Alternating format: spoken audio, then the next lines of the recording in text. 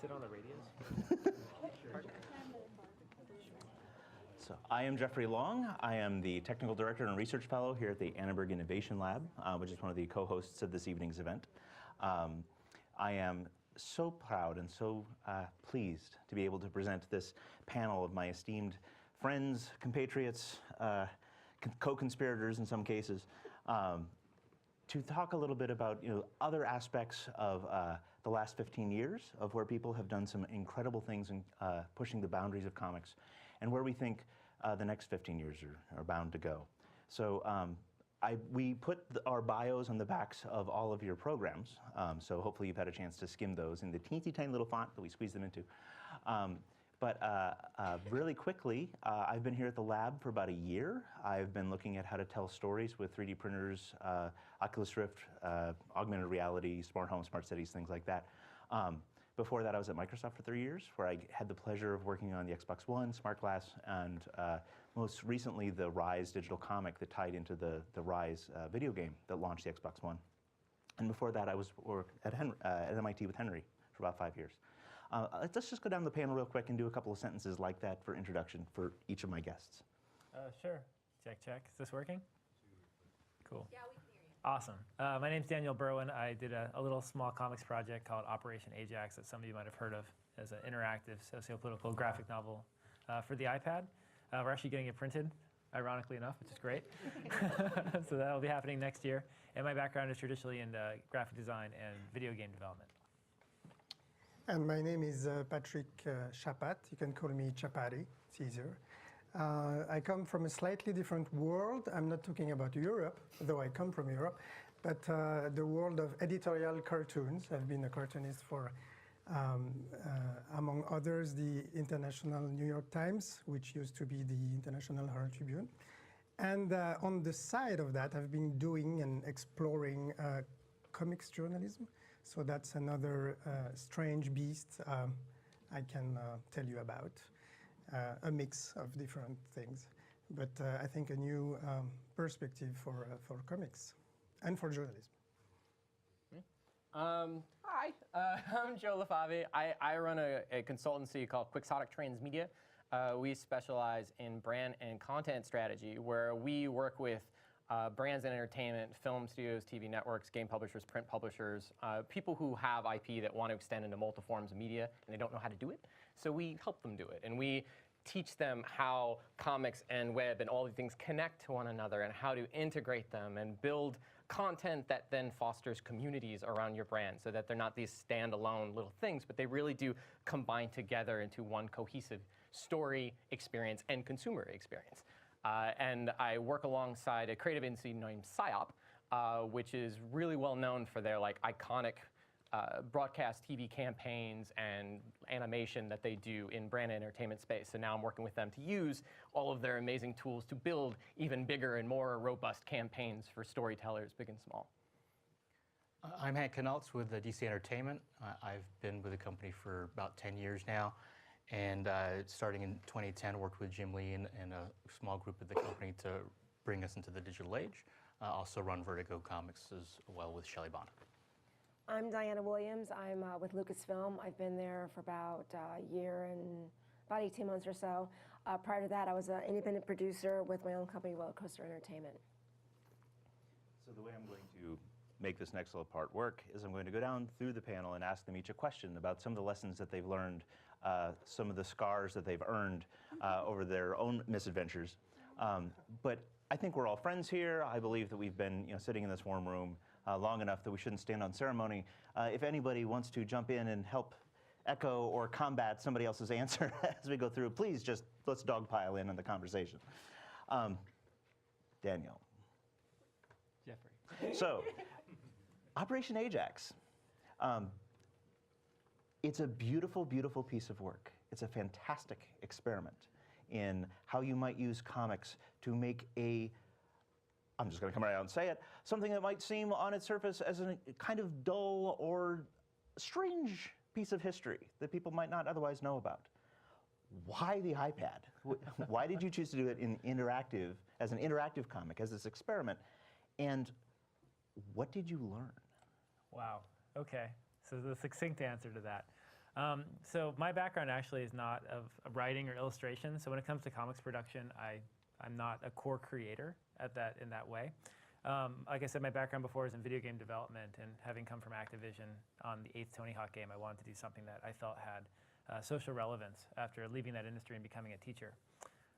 So anyway, long story short, I met a guy named Stephen Kinzer at a book signing who wrote All the Shaw's Men, and I loved this story. I thought it was really critical for Americans to know the history of our country's path of the Ron, especially. So how could I make that palatable and interesting when I'm like the most obvious person who's going to have trouble following that story? I'm very ADD, I'm very visual. So I kind of made it for me.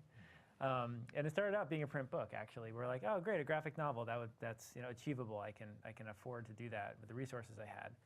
But I was a producer at the time. I was basically shepherding the process through. I was learning very painfully how comics work and how they don't work. My writer came from animated film. I came from games. And then in 2010, we had finally finished the script after 2 years of research and writing. And I saw the iPad, and there's just been this huge, sort of, I guess, glut of new content with the phone. And I thought, here's a chance to stand out and maybe do something unique. And now I have a role because it's interactive and it's software-based, and I can really leverage my background in games to do something new. So it was totally random. It wasn't like a pre-planned thing. And I think that Ajax's print roots really informed the storytelling in the app that made it actually a much better experience, because we were confined at the beginnings for that.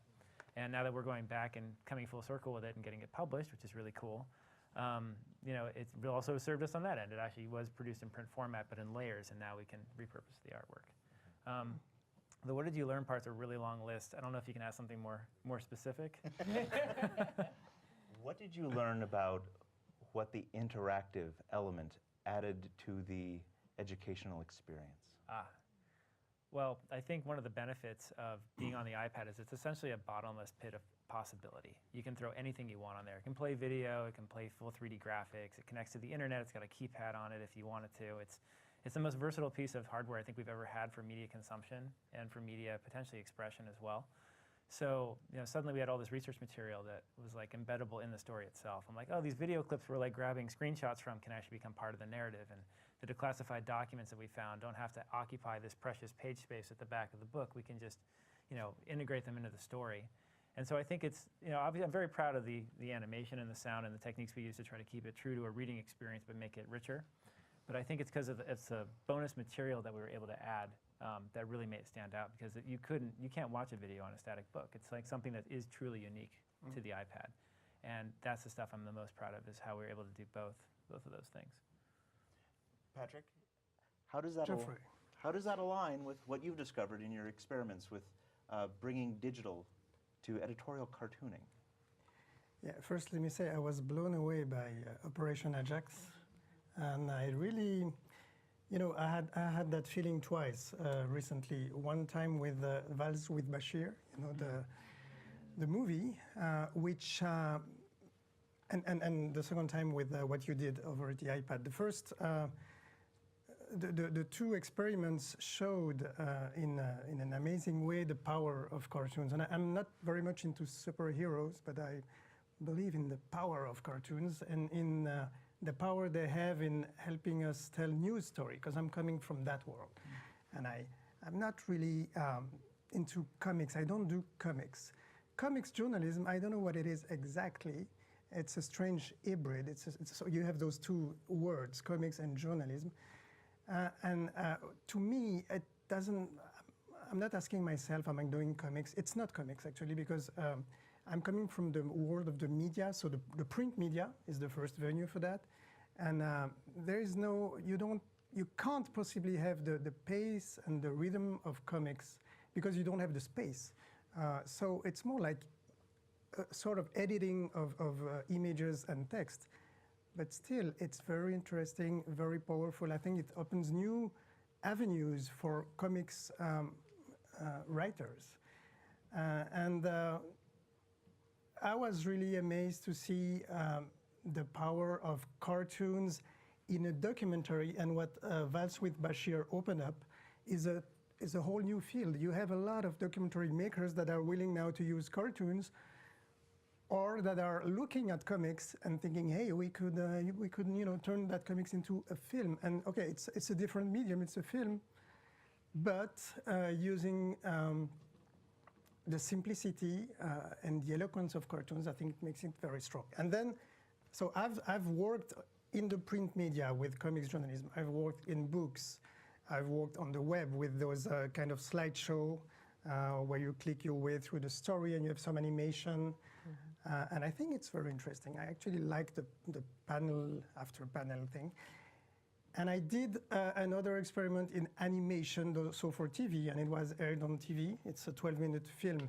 It's a 12-minute, how to call it, cartoon documentary, where I took the material. So I'm working on the same material. You're gonna hate me for that, Scott, because yeah, I think it's interesting in that field, which is not comics, to be able to do different iterations with the same material. So we did also a movie, but the one field that I have not worked in not yet is the tablet, because I felt I couldn't find my way into the technology. There is the app question. How do you have to invest so much? If you do an app, how do you finance that?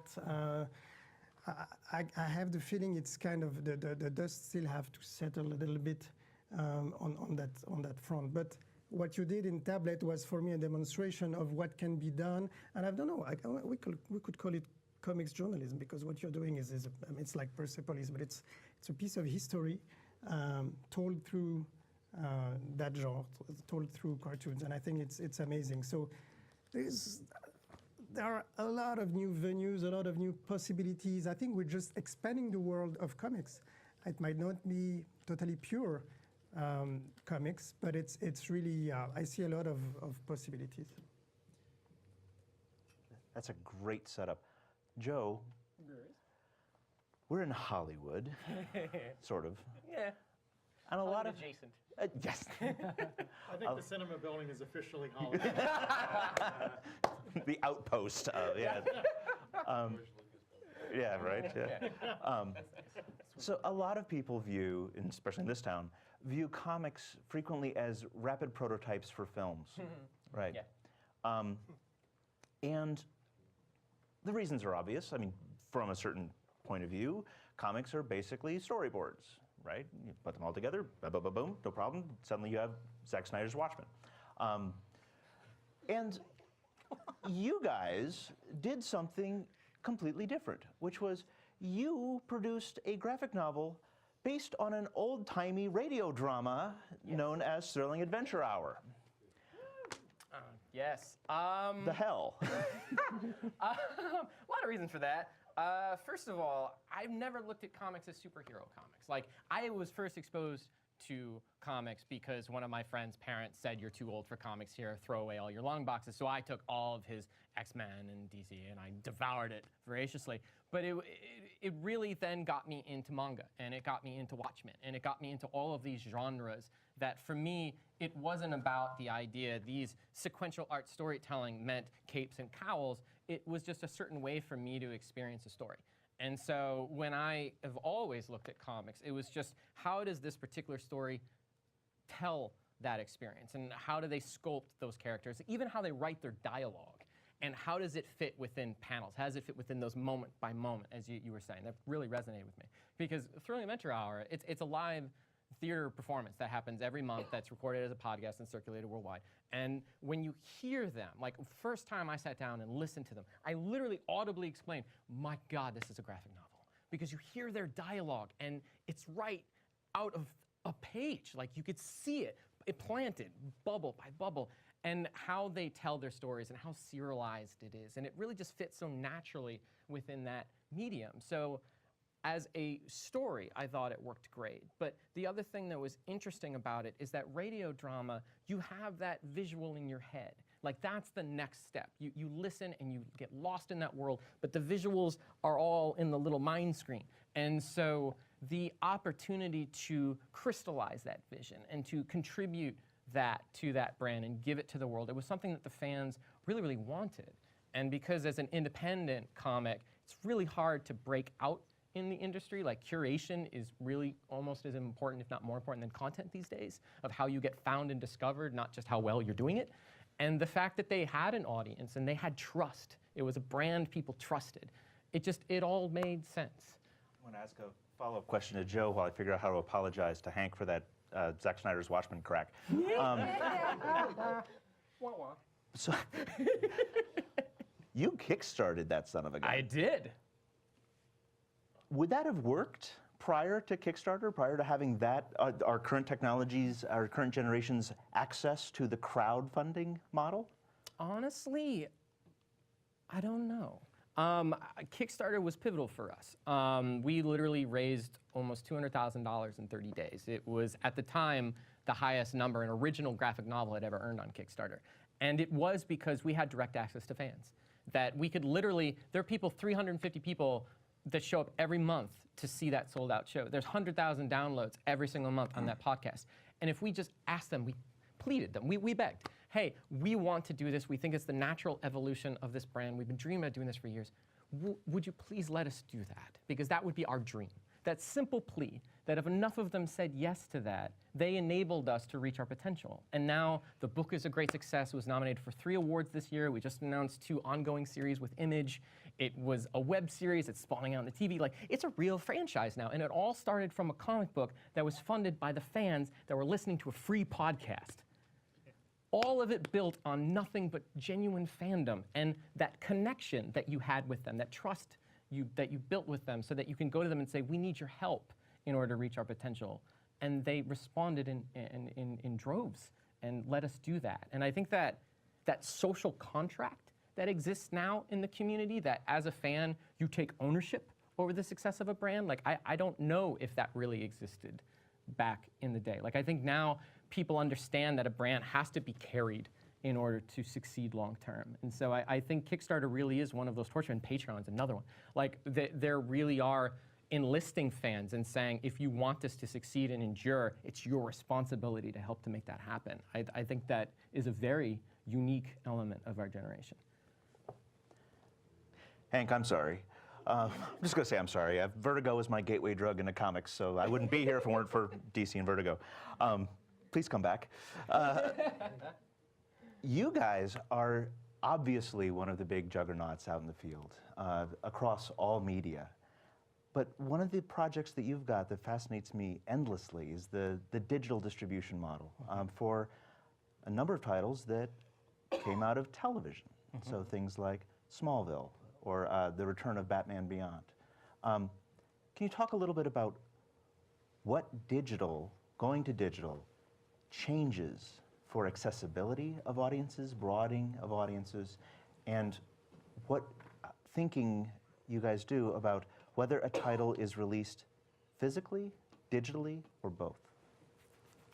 Sure, that's a loaded question. There's a lot loaded in that question, I should say. The easy answer, and certainly one that I think everyone would see if they don't know, hearing it, is accessibility. Digital has broken down the barrier, right?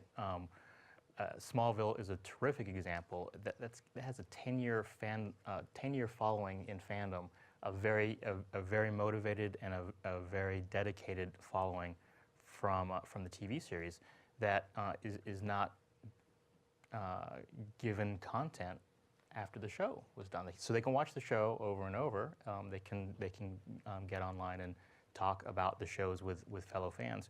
But we wanted to continue the story, and they responded very positively, and they came. You build it and they will come, right?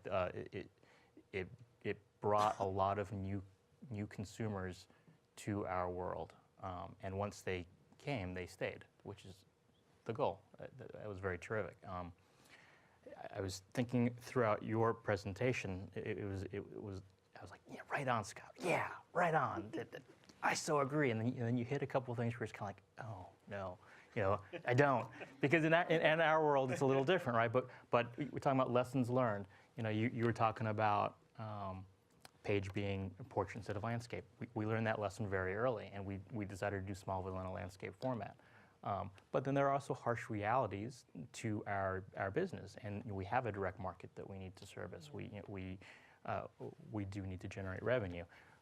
We do need to repurpose, which is the way we do our business.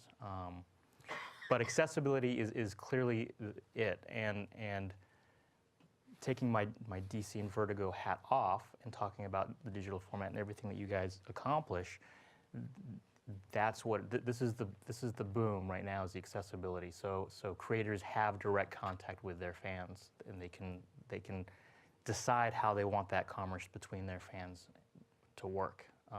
In our case, we are involved with that transaction. So there's an infrastructure and there's a cost to that. So with your question about digital and how we decide those things, if you take a look at what we do new comics every day of the week. We also repurpose all our comics from the 75 years of history, but it is a tremendous task for our staff to create a new comic for every day of the week, 365 new comics every day. We want to choose the things that will have the broadest appeal and the biggest reach. So you look at Arrow, when we did our first season, it didn't find its audience because the season just launched. Now that we're well into our third, it's picked up a following. People are migrating and checking out the content. We're filling in some of the gaps, the story gaps. You look at Injustice, which is probably one of our best performing digital first series. It's doing gangbusters in digital. It's reaching that game market. We have long believed, and we have proven over time, that there's an overlap between the gaming and the comics market, and this is more proof to that. Gamers may not necessarily have a comic shop next to them, near them, may not want to go to a comic shop, but they can easily just toggle, click, buy, read. So I think the success there is, it all boils down to content. It's good content. People want the content. People buy the content. So I apologize. I have some jet lag too. I drove all the way from Hollywood to USC in traffic, so I might end up rambling too. Just kidding. So Diana, we all know that you're from Lucasfilm, and I'm going to ask this question right up front, get this out of the way. So comics and Star Wars. How are you guys thinking about using comics for Star Wars moving forward? So I'm in the Lucasfilm story group, which was brought in by Kathy Kennedy when she came to Lucas. I'm only going to say what has been in the only article that we will do, that was in the Wall Street Journal last week. We have a full plan in terms of how we're going to start talking about the universe and how we're pushing it out to a new generation, and also how we're respecting everyone that's been with Star Wars since '77. Comics are very important to us. They've been important since way back in the day, beginning with Dark Horse and now moving into Marvel. The stories we're telling there are an important part to how we are building up new characters, how we're going to be expanding into, since we have 7, 8, 9 coming up, plus the standalone films, in addition to television.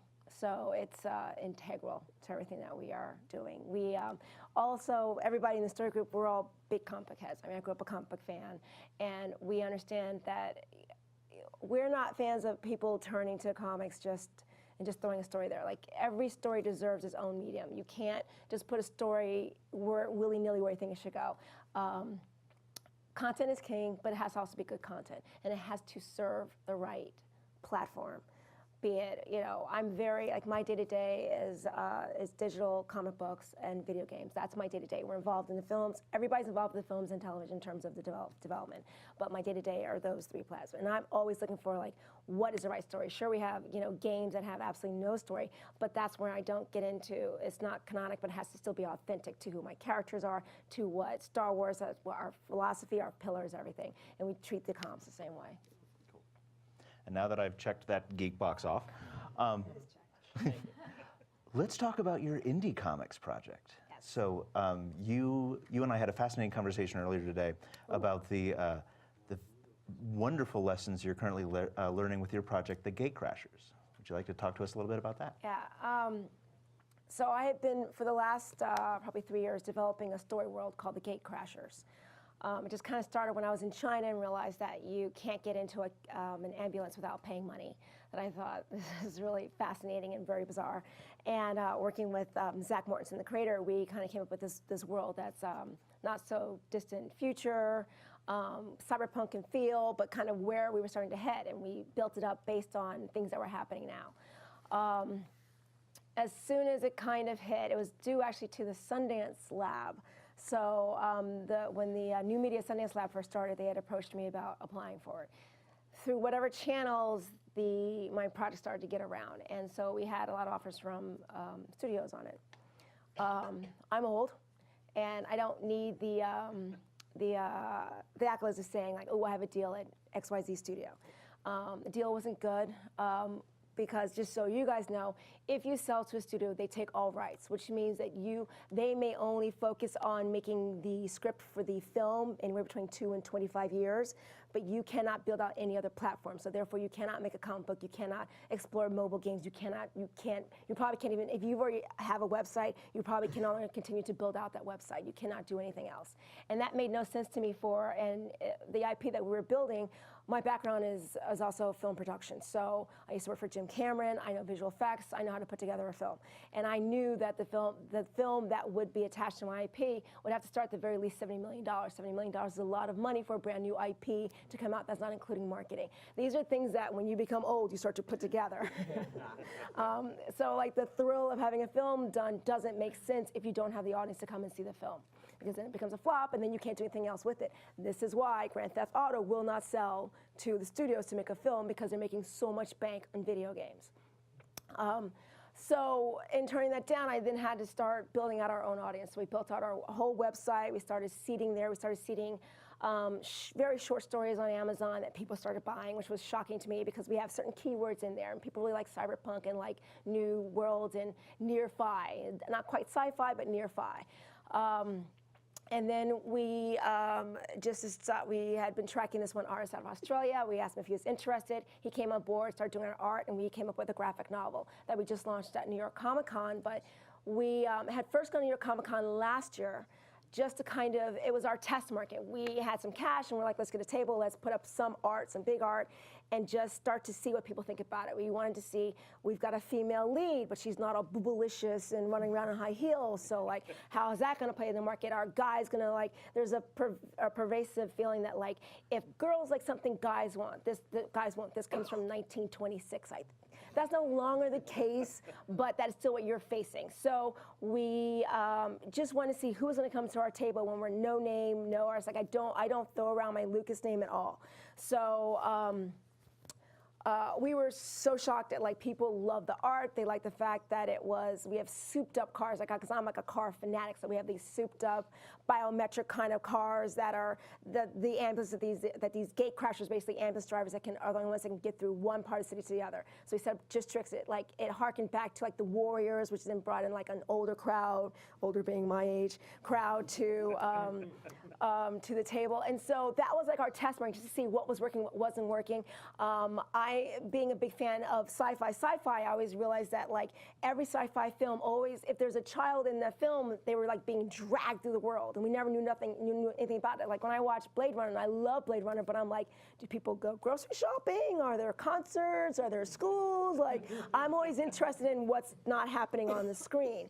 And so because of that, and then like you look at all the YA stuff that was getting done, and it's a lot of like, and I'm all for this, I love Battle Royale, I love kids killing kids. But I also felt that was also kind of like a certain kind of market, and so I'm like, well, what is a YA, what could possibly be a YA near-fi experience? Like if you want to read a YA novel that's not about kids killing kids or going up against some system that makes no sense, that you're like, oh, Divergent, whatever. But so I started really working on a younger girl who was like, originally she was 2, and I was like, let's make her older. And we originally made her 10. I was like, bitch can't have a Facebook page unless you're 13. And so we changed it to 13. And we started to kind of build out her world without her overtaking our main story. And so with all these learnings we took from New York Comic Con, we finished up our comic book. We brought it back to Comic Con a couple weeks ago, and it just sold like crazy. A $10 comic book with an artist who was well known in Australia but not known here, and with no name writers, myself and Zach. And it did well, but that was also just because we paid attention to the market, but we also were authentic because this is a story that we wanted to tell. So there's also this thing of like, you can't chase the market. And I think a lot of new comic book creators are jumping into it, and they're trying to chase after what they think the market wants, and the market is a fickle bitch. So you just can't do that. Fantastic. So this is a question for the whole panel. We are standing at the precipice of a new wave of the new media, of the new screens. We're all talking about Oculus Rift, about Google Glass, about 3D printers, and all these fun new toys, wearables. Which of these new trinkets actually light you up as storytellers? Which ones do you really want to play with? And what tech might be invented over the next 15 years that as storytellers you really, really want to get your hands on? Well, I'm personally really curious about Magic Leap's technology. I don't know if anyone saw, this is a company that just got $500 million in funding, and it's kind of a mystery what they actually do. There's there's a video on their website of someone's hands opening and there's a little elephant inside, and that's all you get. So I don't really know how that works, but you know, it's Google investing in them to compete possibly with Facebook investing in Oculus. But the concept of virtual reality to me is fascinating. I don't know if anyone here how many people here have actually experienced the Oculus Rift before? Yeah, I mean, I think it'd be, even though it's very early and very pixelated and very laggy and nausea-inducing, you can see the possibilities of what it offers. And I mean, that has huge ramifications for all industries, I think, not just comics, you know, from a storytelling perspective. So, I don't know, it's my personal interest. Cool. Oh, wow. Well, I'm totally frustrated by the new technologies because there is so much time available. And there are all those technologies I still have to delve into and do something about, and I'm still like spending an hour posting on social media and like being taken, you know, back by all that kind of stuff. And so I haven't explored the tablets yet, so I have very modest goals right now. But I can see that, you know, it's all about the story, of course, and the interest. I'm going back to graphic journalism. The amazing interest of that is that the stories are endless. The news stories are just endless, and it's about people, it's about facts, it's about history, it's about, and you have the emotions, you have you have everything to tell amazing stories. So all the new tools you can imagine, I can see how Google Glass could be used. I can see how augmented reality could be used, because we're talking about reality, we're talking about the news, we're talking about places and people. So you can imagine a whole, I'm getting desperate now because I'm just imagining all the things that we could do. But yeah, there are a lot of things we can explore, especially in the field of reporting in cartoons. Because I can really see how it can match the experience of reality with the experience with the cartoon, and then the distance you take with the cartoon, and then the story you begin to tell. You can walk in Gaza with Google Glass, and then you can stop at some point, and then maybe the cartoon story begins. I want all of the things. It's so hard to narrow, but I'm obsessed with Oculus, but more as a curation tool. Like, one of my favorite shows as a kid was the Ray Bradbury Theater, and you would always see his room, and there was the story of every single little thing in that room had a story behind it, and there was inspiration for it. I want that Oculus experience. Like, I want to walk into a place just like I would Blockbuster or a comic book shop, and that was how I found my story, and that was how I interacted with my story. And the fact that I can use a virtual space, a 3D space, to find story, that's amazing. Like, just imagine if I could put on Oculus and go through the library at Hogwarts, but actually read the books. Like, that is phenomenal, and that's technically what that platform can do, and I really want that. And so Oculus is definitely on my mind, but I also think just it's another one of those buzzwords, but gamification is really something very interesting to me. Like, I look at something like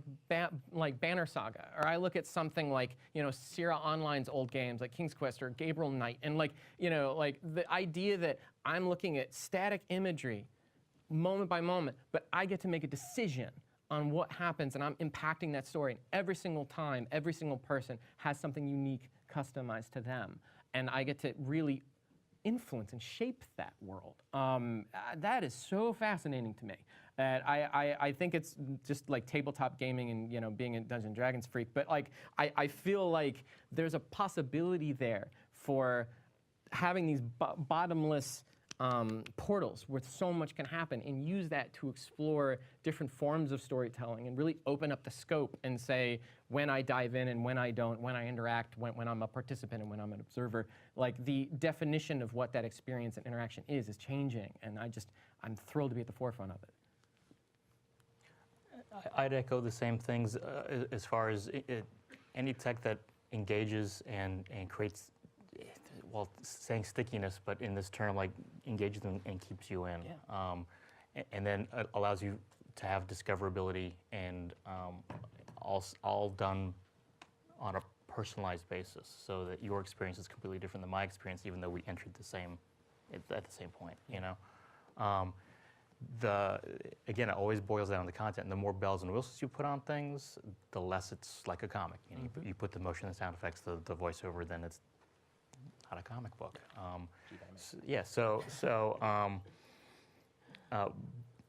So anything that does that, the engagement and the discoverability. But I think that we're definitely moving towards a very individualized experience, not one that is created for everyone, but one that actually becomes created for the one person.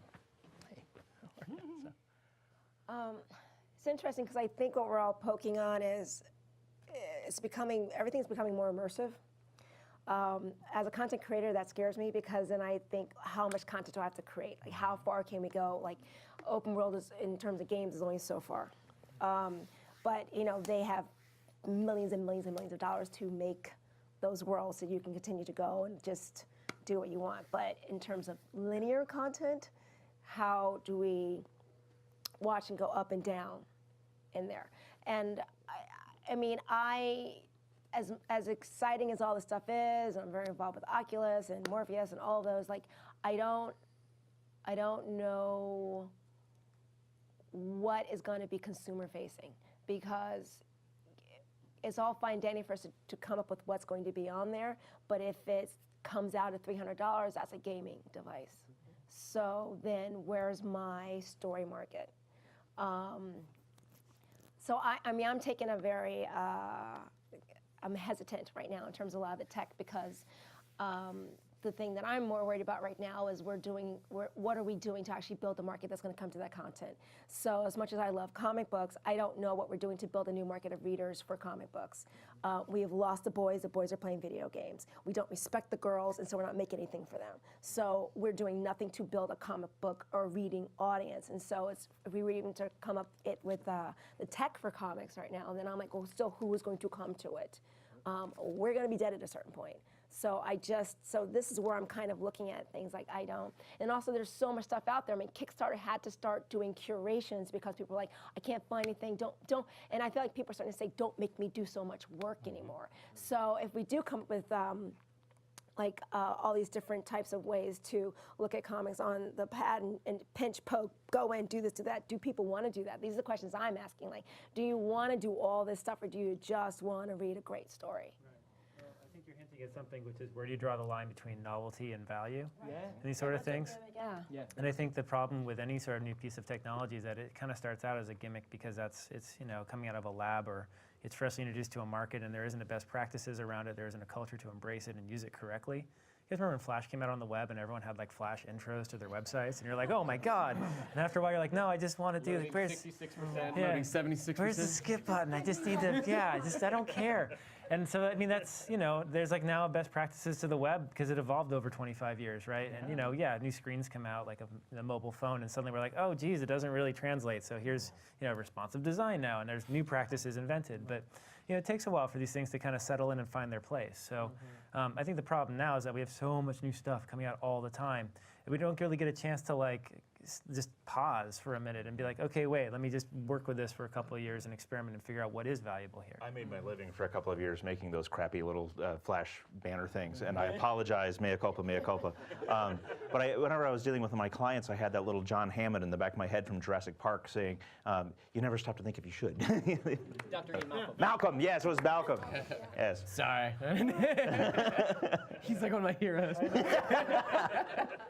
So I want to follow up on Diana's point. We talked a little bit about the technocentric vision of the future. What are the toys that we want? But who do we want to hear from? What are the stories that we're not hearing now? Who are the storytellers that we're not hearing from? And what do you think has to change in order to make them hearable, make them audible?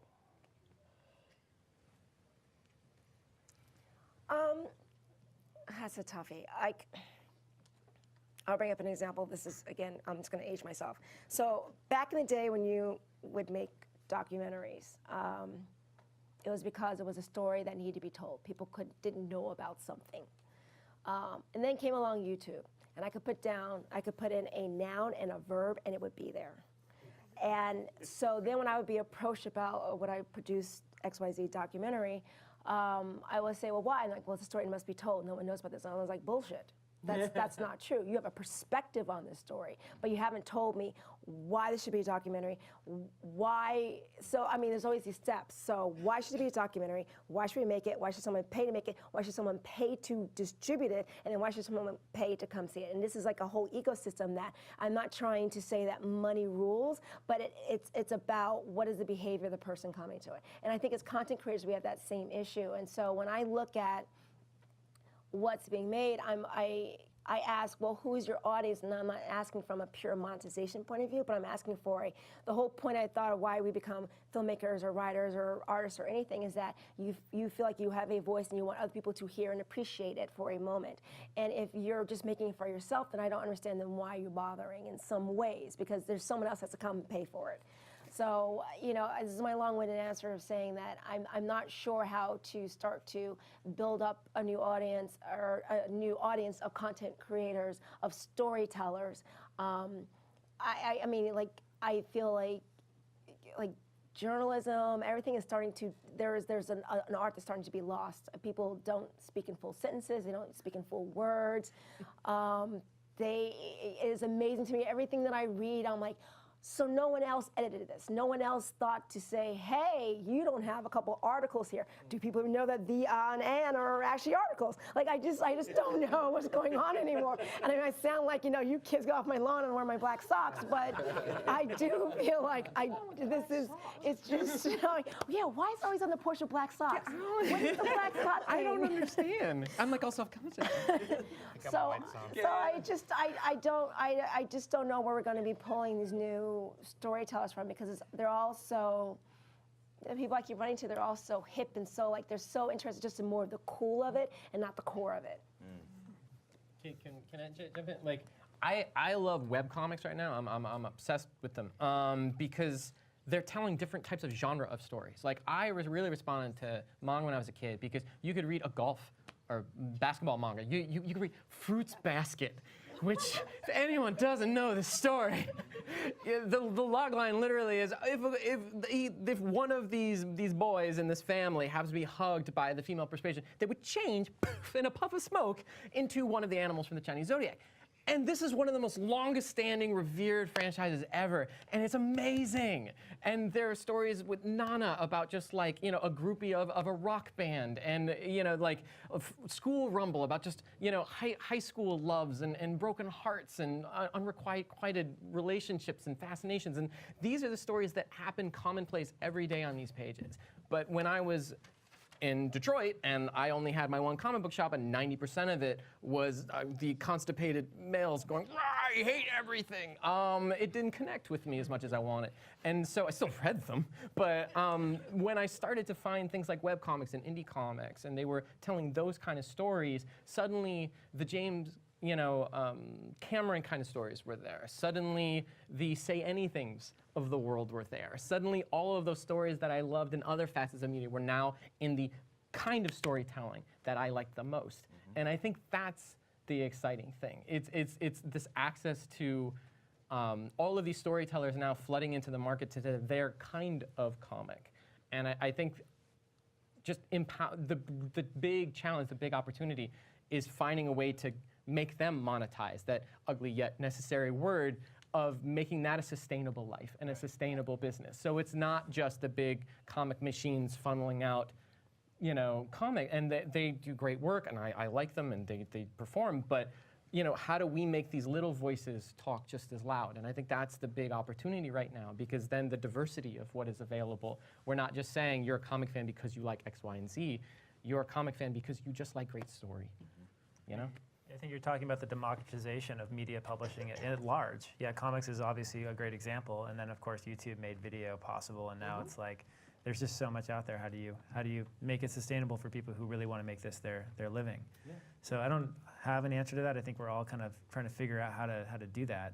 But it's a very different landscape today. You know, how many people here have read Creativity Inc. by curiosity? Ed Catmull's book, talking about it. Book. Yeah. You know, I mean, what was interesting to me about that is that, you know, it took 20 years to produce the first, you know, computer animated film.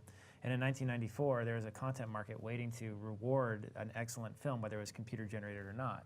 But now I feel like our new tools for storytelling evolution are interactivity primarily and new forms of technology. But we don't have a marketplace that's sitting there waiting to reward you for doing a great job. Like, you need the support of either, whether it be distribution or a big IP or a giant fan following or whatever it is, to even stand a chance of getting noticed and trying to make that sustainable. Yeah, one of my favorite parts about living in Los Angeles is Stuart Ning Books down in Torrance, which is one of the, as far as I know, one of the only major bookstores in the United States that specializes in international graphic novels, international books. And had I been living here when I was in high school, suffering through high school French, my life would have been radically different. So if any of you have not had a chance to check that out yet, I highly recommend it. We're getting down to about the last half hour of our evening's adventure together. Let's open it up for questions. Anybody? Sophie has the microphone.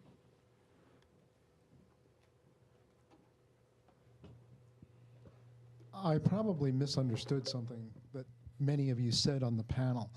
You said that all content would be completely individualized. At least that's what I thought I heard.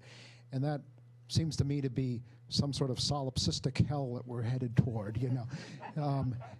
So to turn it into a question, what's the balance between the vision of the author and the receptivity of the audience, and how does that change in this new media?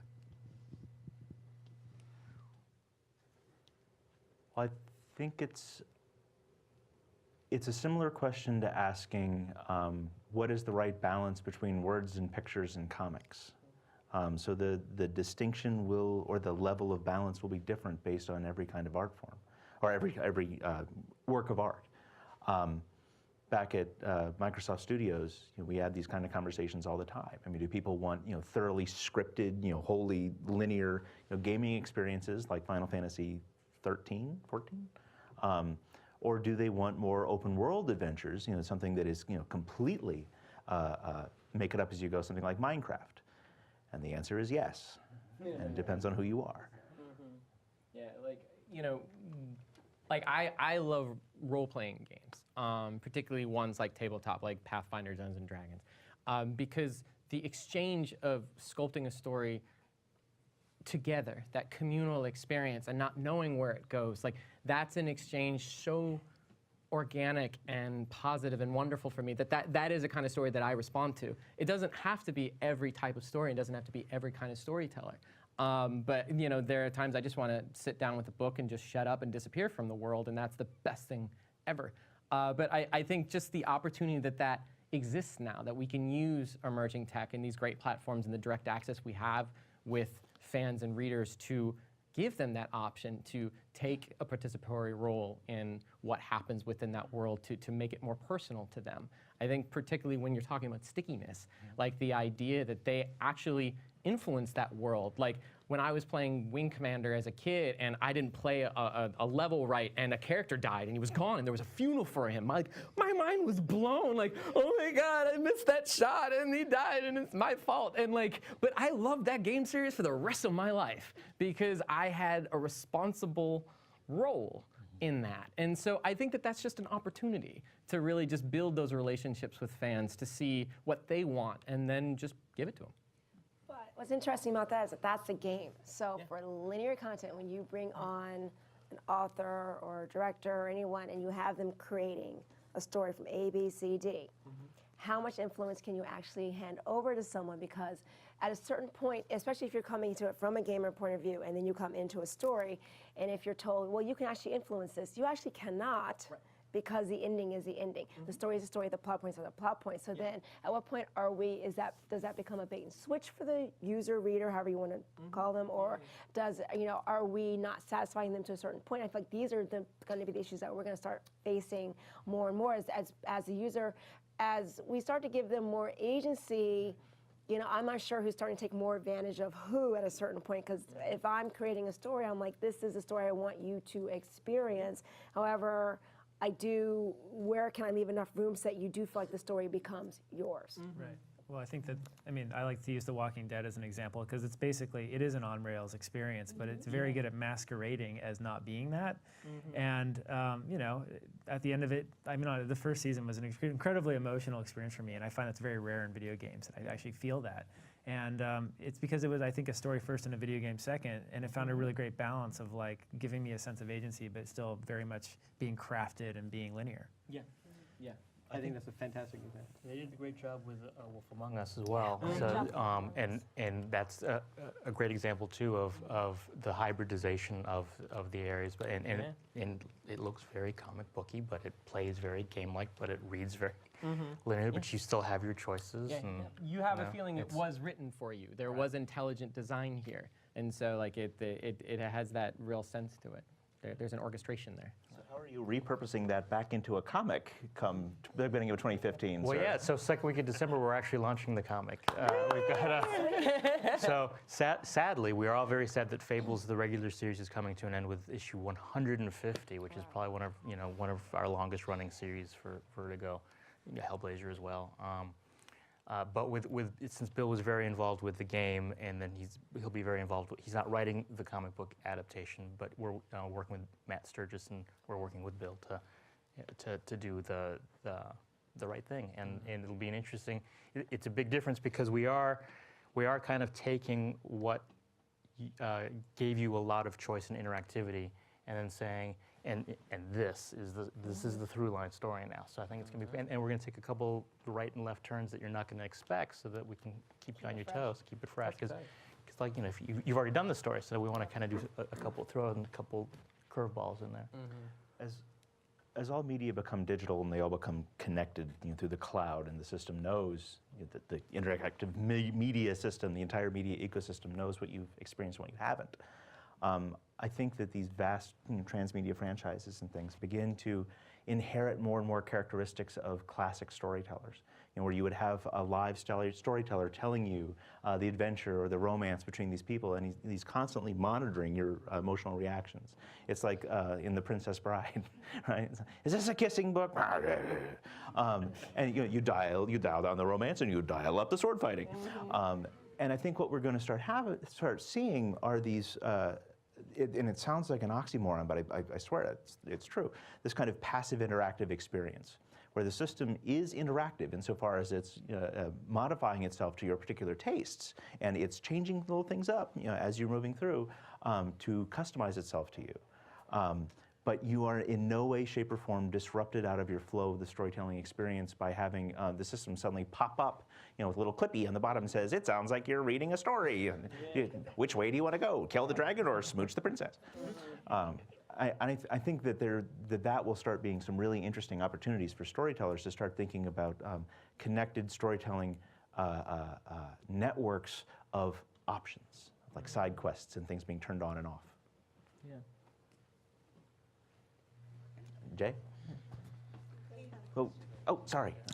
Yeah, this is kind of picking up on Scott's point earlier about, what's intrinsic in the medium about you have this ability to do past, present, and future of a story. And if you think about, I suppose this question openly for the panel, I think it feels for me that is the opportunity that digital allows you to do, if you're in the present of the story of the comic being told to you, that you have the ability potentially to go to the origins of a character. So to decide to go back with a character. Or you have the anticipation of where that character could be going, which sets up a dramatic question to continue forward with the story. I feel at the moment that's the digital platforms allow you to either go back with a character or suppose where they could go.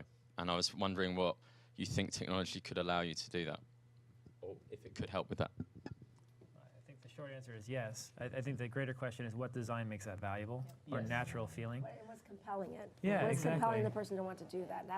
That is the biggest question, I think, in that. Yeah. I mean, it's a delicate line, I think, when you start to play with agency and a story, because they're usually kind of very much opposed to each other, and I think it's why we struggle to see video games as a format, at least with a control pad or a mouse and keyboard, tell a compelling story that was on par with these other, other formats that didn't have agency in them. And so it's just it really raises the question of, if I'm going to give you that control, what makes it feel good and keeps you engaged with potentially even more emotional depth than you would have if you didn't have that sense of agency. Yeah.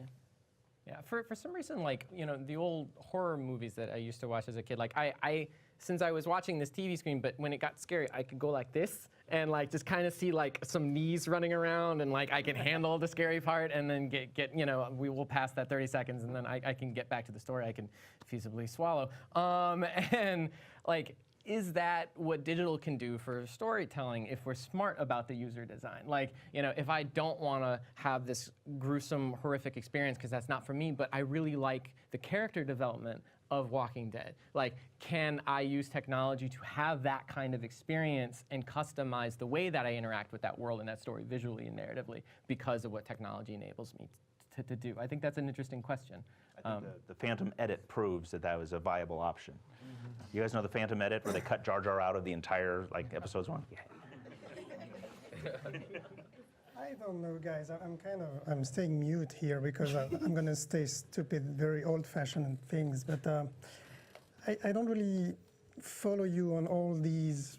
I see the possibilities, but I don't see the necessity for it. I mean, the story is really important, and more important is the voice of the person telling the story and the style and the way that person built that story. So I hold that so important. I came to there are you can use a tool in many ways. You can use, for example, comic journalism to tell all the stories you want. But most of them, you have to be frank, are kind of boring because the voice is not there, the style is not there. So you can tell in 100 ways the story of Iran and the fall of Mossadegh, but if you don't find a compelling way to tell that story, I mean, it's and if you can add as much gimmicks as you want, you're not gonna make the story better. So no, yeah. Well, yeah, exactly. Mm-hmm. This is still. This is why I'm not sure. I'm like the person who asked that question. I'm not sure where we're going there and what we're talking about exactly. Mm-hmm. We're going to the side of gaming and interactivity, and there's a lot of exciting things. But to me, all those tools are only good if they enrich the voice of the storyteller. Yeah. We're all in agreement, I think. Oh yeah. Now, my heroes were Jim Henson and Gene Roddenberry and George Lucas, like people who use technology as a storytelling tool. That's how they realized their vision. That's how they told their story. Like using technology to enable them to realize their visions and tell stories in ways that they couldn't have. And I think that's the hope and dream that that this is just another megaphone, another platform technology can serve to tell stories in compelling ways and empower visionaries to do what they do so well. That's the hope anyway, I think. I just want to say I'm going to steal something she said, which is the cool versus the core, which is something that when we look at our Vertigo proposals that come in, we get a lot of cool proposals, but they're missing the core, which is a good story, beginning, middle, and an end. You'll be surprised at how many people don't know how their story ends, which is so frustrating. I would not be surprised, you know? Unfortunately. Well, you wouldn't. I'm just dismayed. I spend my day just dismayed. Right. And the worst part too is when you get a proposal and they say, and to find out the end, you buy the series. Like, well, I'm not buying this series if you don't know where the end is, right? Exactly. So, but again, it goes back to what you were saying. Well, I think we've all been saying it. It's the content that's the key, and everything else. It's an interesting time that we're in because it's a distribution platform, but it's also a tool, and then the tool part is just like a paintbrush or anything else that a creator would use. But I think we're all in agreement. It starts with that. It's got to be the. And also going back to the idea of like compelling, I think some platforms are starting to confuse compelling with like pinch, poke, dive, dove, and that's not compelling because. No. And everyone thinks like, well, people want to learn more, go deeper, go this, and they'll point towards the Marvel movies. Well, we wanted to see the origin stories. I'm like, no, people wanted to go see a movie that happened to be about the origins of, but I don't know if it was because they wanted to know the origin. Like that's a little bit confused there. And I think when we look at, like, for instance, Breaking Bad and some other TV shows always had go deeper, go find out more about this character, that character. The numbers that went from the TV show to the website to find out more about the characters and everything else was something like 0.5%. Like it doesn't translate. So every time we keep thinking, oh, people want to do this stuff, so far it's actually not being proven true. It's kind of like going back in day to the ARGs. Like we all love them, but like how big is that audience actually that would be the one who would get the DVD, the CD from Trent and from the bathroom and put it in this and do that, It gets a lot of news, but how big actually is that audience? And I think that's something we have to always keep in mind. Yeah, Jim. Okay, if one more person calls me Jim tonight. Oh, I'm so sorry. That's all right. It just happened already. Oh.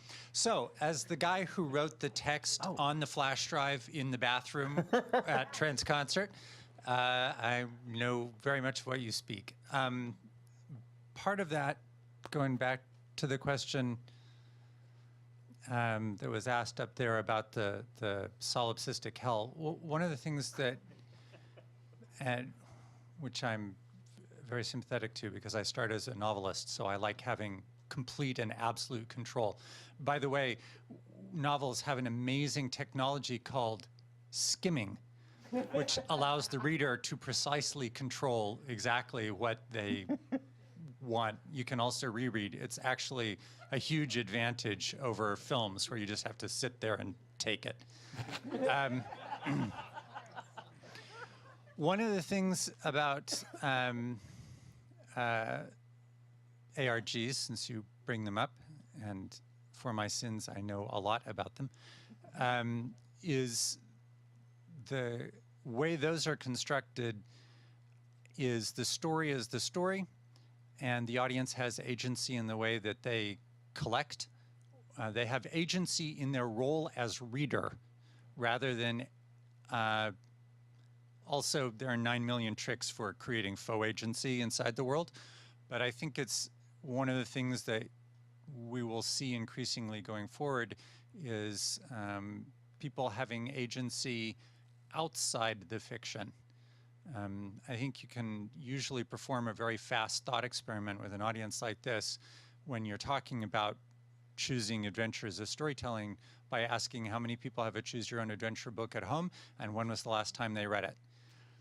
And while they all love the pitch, they will admit they, in fact, never read the books anymore. And there's a reason for that.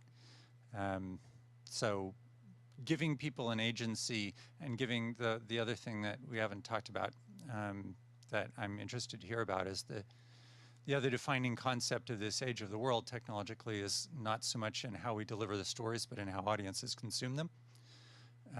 There is a collectivity around our experience of story now. That used to be limited to guys who made fanfics about Star Trek on Gestetner machines, but is now how the entire world works. And I'm interested to see any thoughts you might have about the opposite of every person gets an individual story, which is a wide range of people gets the same story and then thinks interesting things about it and has a conversation about it with each other in a way that didn't used to be possible.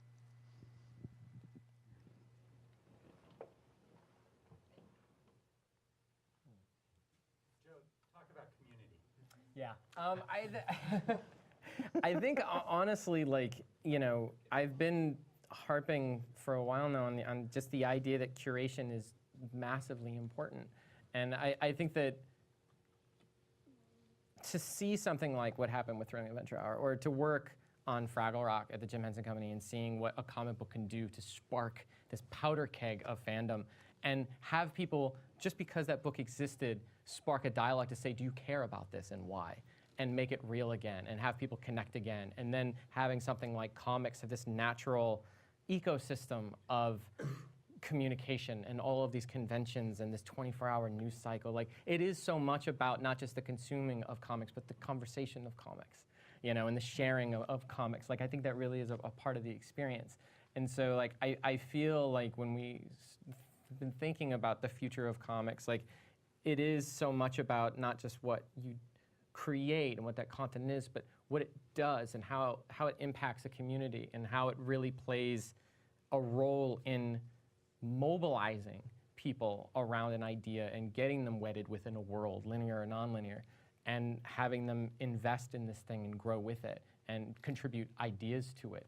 You know, like fan fiction is a big thing. I know Amazon Worlds is doing something now with licensed IP, which is very interesting, and we'll see where that goes. I think that there's just a lot of opportunities right now for that fans are not just taking ownership over these brands, they're actually taking a role in shaping its future. And some people are listening and some people are not, and there's arguments for both sides. So I think just the idea that the fans' role in the success and the cultivation of a brand is changing. And I think that the people who are taking notice of that in the kind of IP that they develop and how they empower their fans, I think that's going to be crucial in their success. That's fun to speak to. I think a general concept around that, which is that in the past with television publishing or print publishing, it's a one-to-many sort of, very controlled pipeline. And now with digital distribution and internet-connected devices serving us all of these things, everyone expects to have a voice built in. It's kind of like the default state.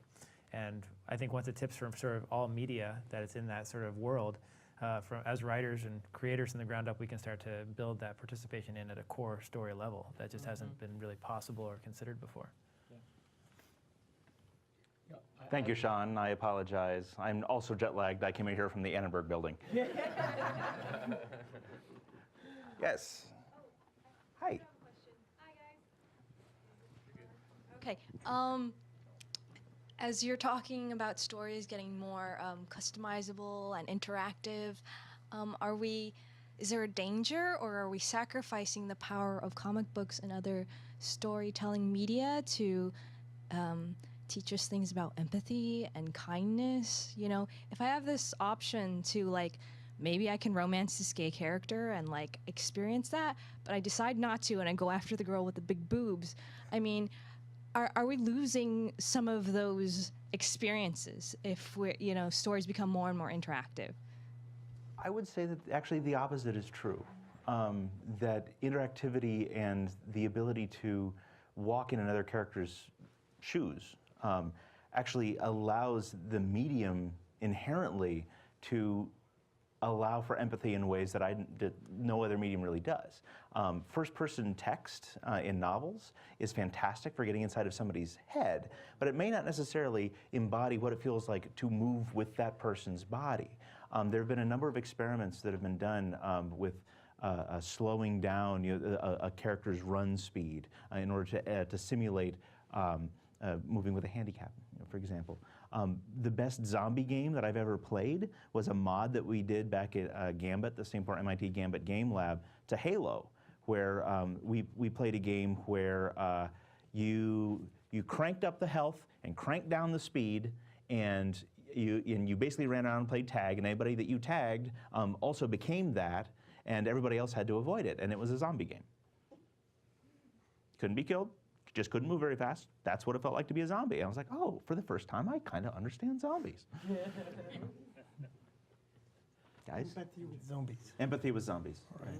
I mean, I think as a content creator, if you do your job well enough, you're able to allow the space for the reader or the viewer or the user to empathize or to put themselves in that place. I feel like the example I always bring up is Walking Dead. I think once it's settled down and Carl grew up and we got rid of Sophia, I feel like once, spoiler alert, sorry, I feel like what the show has done very well is that it is positioning, well, really, what would you do if this happened to you? What would you do if your child died? What would you do if you were faced with seeing your wife outside walking around? Would you leave your house? What would you do? Would you become, the butcher or the cattle? Like, what would you do? And I feel like that as content creators, that's what we're supposed to be doing. We're supposed to be leaving enough space in there so that you can, if not so much walk in those shoes, but still try to figure out, well, how would you react? What would you do? Would you go left or would you go right? I think we have time for one last question this evening. Or who's got the mic? Oh, you put it back already? No, you have to be recorded for posterity. Thank you very much. So there's been a lot of talk tonight about developing the future market for comics, and because comics is such a small market, and like I guess interacting with games like Injustice did, and Ms. Williams had said something about the comic book industry not developing the market for a new audience, or like not treating the audience that it has very well. I was wondering, how do you guys think the industry should develop the market for the future? So I guess I'll go. Diversity, right? We have to find what works, and sometimes we're ahead of the game, sometimes we're behind. I think we just recently had a new creative team on Batgirl. Batgirl number 35 just came out. Phenomenal response, unlike anything we would have done 5 years ago. So it's doing that, taking the chance. Dipping the toe in. Oh, okay, the water's not so bad. Let's put a couple more toes in. Yeah, this is actually comfortable. And I think that's, from our perspective, that's how it grows. For Vertigo, we do try so many different things, and we have a very diverse line. And I think things stick. Fables, other things don't. But it's finding that and not being afraid to try it. And on an individual basis, again, taking the company hat off, as an individual creator, it's pushing those boundaries. It goes back to your heroes. They say, make what you want to read.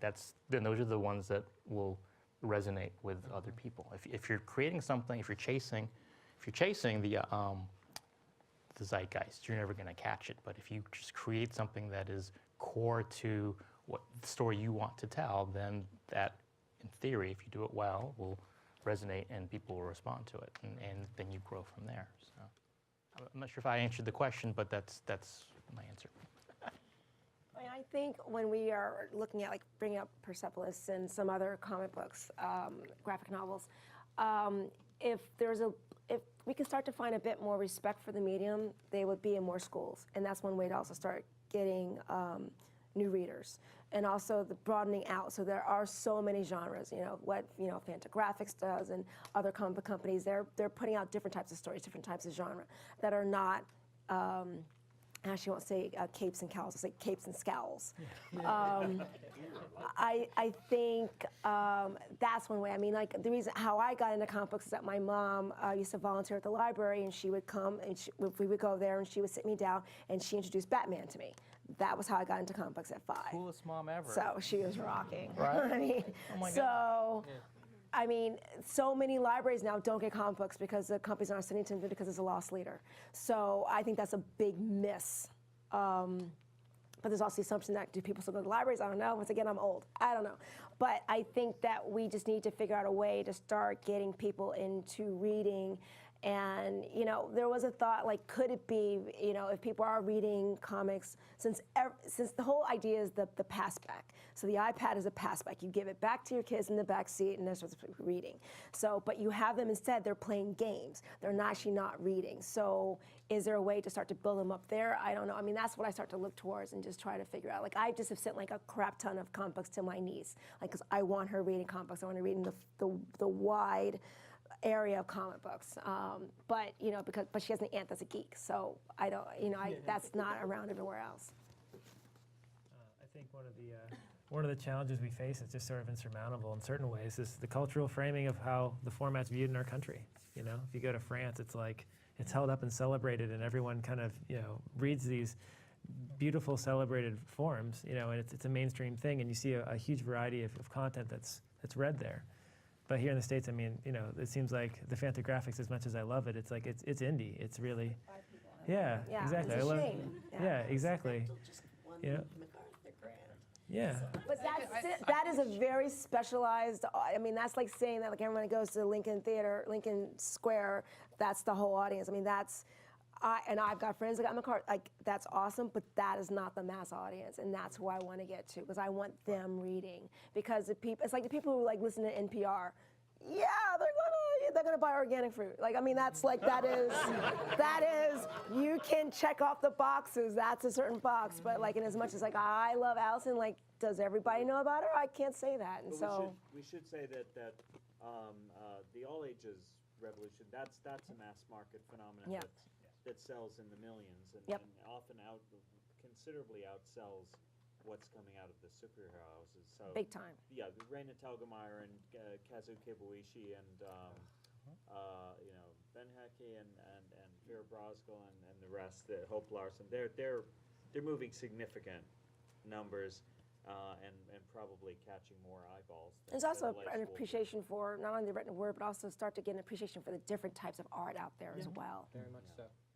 Yeah, and I think also like leveraging branded entertainment. You know, it's like I think that if people would understand that if they like film noir, if they like drama, if they like suspense, if they like thrillers, like horrors, like these are things that they can find in comics. That I think the perception of what comics is and the kind of story it delivers is evolving. And so I think as more people start to look at this not as what it looks like, but more of what kind of content it's delivering, and that could be for me if I looked hard enough, and there were enough opinion leaders out there that pointing them in the right direction and saying, yeah, you should read Scott Pilgrim because it's awesome, and yeah, if you like Vertigo, here's the 5 titles that work for you in this genre. I think it's really educating the market to get over the idea of what comics were and what they can be and are continuing to evolve to be every day.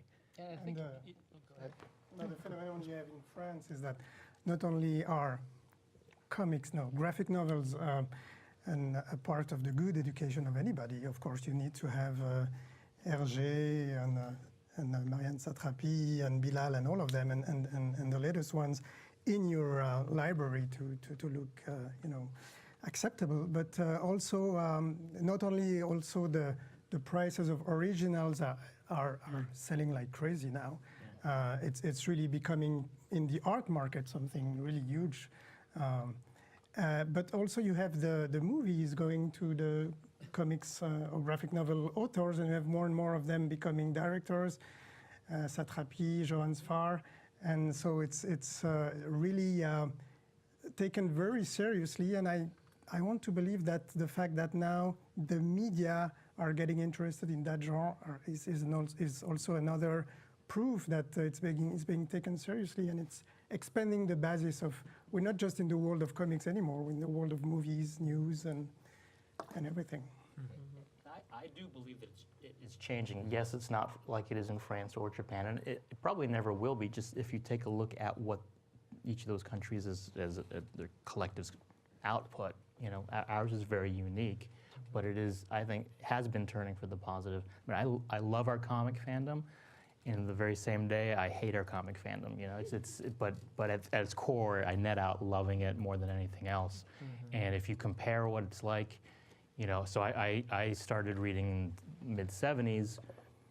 It wasn't like I was taking my stacks and going around saying, I read comics. It was like, I just kind of did it. And, found other people who did it. We kind of did it. And then read comics. Uh-huh. But now it's like it really is kind of it's like trading cards or video games. It's something that you do, and at least with the kids in the schools that my kids go to, it's not like something that you hide. It's something that you're proud of, and then you engage with other people, and that it wasn't like that. And girls, you get to engage with girls now that read comics. That's awesome. And it's in the people who had cool moms, the different situation. But in the '70s, there weren't as many cool moms as there are now, right? So, or cool aunts, right? So, so you have a mission. You're bringing that on. I have 3 kids, 2 sons and a daughter, and my daughter is really engaged, and it's because of her friends at school who are also engaged, which is great. And so it's like that's something that I've got that I can connect with my daughter, which is neat. Like most people would have found comics from their dad in the day, and so it's awesome that now we have so many more people, that spread. So I think it's changing, and I think we just don't realize it because we're in it. Do we as a panel agree with Scott's assertion that the market will be primarily female by 2020? Technically 2024. 2024, right. This is being videotaped. I don't want to have that. Yeah, I made the prediction in 2004, and it was, yeah. I mean, I have a 2-year-old daughter, and I'm raising her on a steady diet of comics already, so. The world will be ruled by women, so I guess. Yeah. I apologize, we're at time. Thank you all so much for coming. Thank you to our lovely panel this evening. And here's to the future of comics.